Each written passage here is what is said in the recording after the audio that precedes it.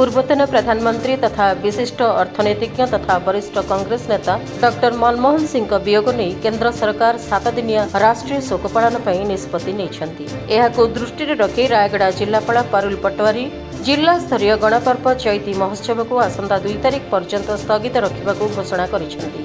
पूर्वतन माननीय प्रधानमंत्री डॉक्टर मनमोहन सिंह परलोक जनित खबर पाइबा परे केंद्र सरकार शोक वार्ता अनुजाई रायगढ़ जिला महोत्सव चैती 2024 चलित 27 डिसेम्बर 2024 तारीख ठारू 30 डिसेम्बर 2024 पर्यंत स्थगित रखागला। जिला प्रशासन और जिला सांस्कृतिक परिषद रायगढ़ निष्पत्ति प्रकारे आसंत 2 जनवरी 2025 तारीख ठारू 4 जनवरी 2025 पर्यंत चैतीर समस्त प्रकार सभा समिति सांस्कृतिक कार्यक्रम अनुष्ठित हेबो। सर्वशेष कार्यक्रम संबंध रे परवर्ती समय रे जणाया दिया जिवो।